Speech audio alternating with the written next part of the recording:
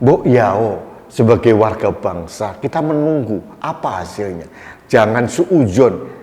Loh, ini negara-negara yang lain, warga dunia mengapresiasi keberanian Jokowi untuk datang ke Ukraina, datang ke Rusia. Lah kok si Natalius Pigai kok sok mengkritisi itu.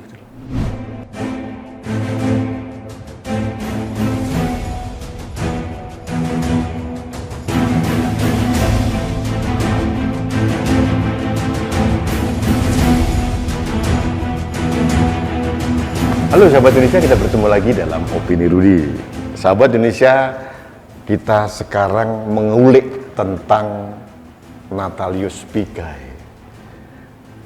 Tokoh ini memang penuh dengan warna gitu.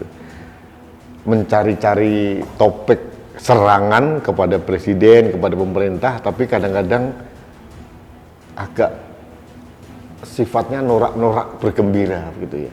Hanya ingin menjadi santapan pers media, akhirnya dia bernarasi yang agak menyesatkan juga sih menurut saya. Nah, ini terkait dengan statement dari Natalius Pigai bahwa Jokowi dianggap tidak adil karena agak menzolimi Ukraina gitu loh. Dan Jokowi dianggap berpihak pada Rusia. Jujur, saya membaca semua literasi yang ada tentang pemberitaan perang Ukraina-Rusia dan statement-statement dari Presiden Jokowi, saya tidak melihat satupun bahwa Jokowi memihak satu sama lain. Nah, terkait dengan itu, ini Presiden Jokowi tanggal 26 Juni mulai kunjungan ke Eropa.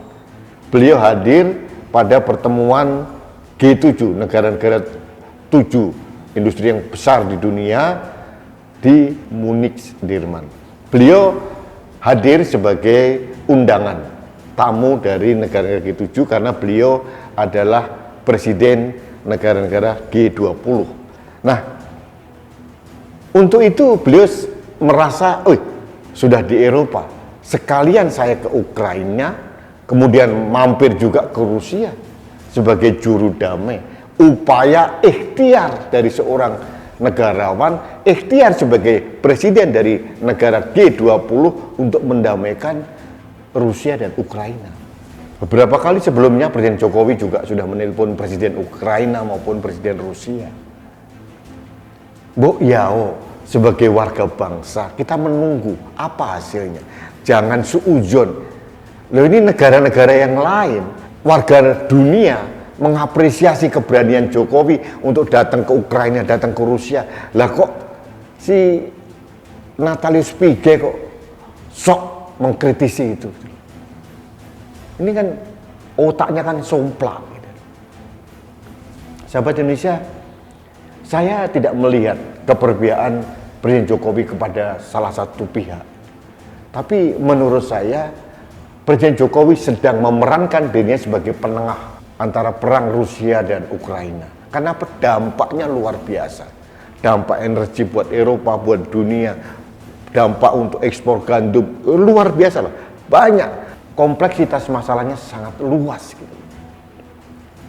Dan menurut saya sebagai presiden dari G20 dan Indonesia sebagai presidensi G20, kalau Presiden Jokowi tidak bertindak, menurut saya aneh bin ajaib gitu. Nah, di sisi ini saya juga mengkritisi juga ini Fadli John yang mengatakan pengawalan Presiden Jokowi berlebihan. Tidaklah, ini di negara konflik, negara sedang berperang, lazim menurut saya Pas Pampres membuat suatu penanganan atau antisipasi pengawalan yang sangat lengkap gitu ya. Cuma mungkin kritik saya kepada Pas Pampres, Mbok Yao, persiapan-persiapan, jumlah personil, persenjataan, strategi pengawalan, jangan diekspos. Harusnya kan rahasia Pak Pas Pampres, jangan diekspos di ruang publik. Jadi seluruh Indonesia, seluruh dunia tahu apa yang dibawa oleh Pas Pampres, senjatanya apa, strateginya apa. Ini menurut saya juga nggak pas juga Pak dan Pas Pampres ini. Tapi kembali kepada kritik dari Natalius Pigai, menurut saya Natalius Pigai ini sedang cari panggung dan panggungnya roboh gitu loh. Karena orang waras dimanapun di Indonesia tahu bahwa Presiden Jokowi sedang menjadi penengah, memerankan diri di tengah-tengah. Kecuali kalau Presiden Jokowi hanya berkunjung ke Rusia, ini tidak. Ke Ukraina juga, ke Rusia juga. Intinya adalah Presiden Jokowi minta supaya perang ini dihentikan karena mudaratnya jauh lebih banyak dibanding manfaatnya. Dan ini gagal dilakukan oleh PBB, gagal dilakukan oleh Amerika Serikat yang katanya polisi dunia.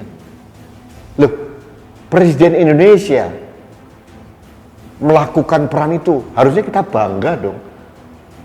Jangan malah dicela gitu.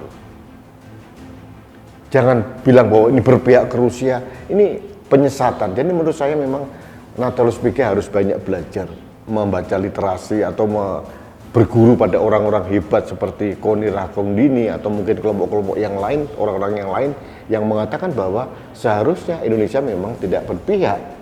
Ini kita negara non-blok, tidak berpihak kepada siapapun. Jadi harus ada solusi terbaik. Ini yang sedang dipakai oleh Presiden Jokowi untuk bertemu dengan Presiden Ukraina dan Presiden Rusia. Jadi tolong Natalius Pigai tunggu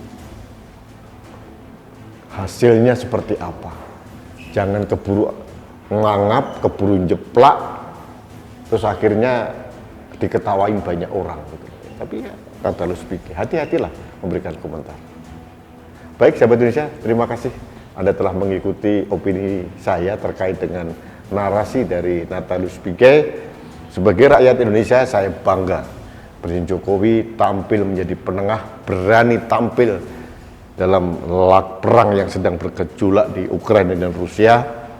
Dan saya punya keyakinan Presiden Jokowi tidak berpihak kepada siapapun. Beliau bertindak menjadi penengah. Itu yang kita harapkan, dan hasilnya seperti apa? Kita doakan semoga misi perdamaian Presiden Jokowi sukses di Ukraina maupun di Rusia. Dan tidak ada orang waras di dunia ini yang mengharapkan perang, kecuali para industriawan senjata mungkin, para politisi-politisi busuk, atau mungkin yang memanfaatkan krisis energi di Eropa, di dunia, krisis gandum, mungkin itu. Yang lain-lain, mayoritas orang di dunia pasti menginginkan perdamaian. Baik sahabat Indonesia, terima kasih. Demikian opini saya. Jadi sekali lagi pada Natalius Pigai, hati-hati membuat narasi, jangan menyesatkan orang, jangan menjerumuskan, dan mohon maaf jangan tampak bodoh gitu loh. Itu memalukan kita. Dan Natalius Pigai kan tokoh besar, tokoh HAM gitu. Jadi harus hati-hati memberikan narasi supaya kredibilitasnya tidak melorot. Baik sahabat Indonesia, terima kasih. Sampai jumpa kembali dalam Opini Rudi selanjutnya. Salam satu Indonesia, salam Pancasila, salam budaya Nusantara. Saya Rudi.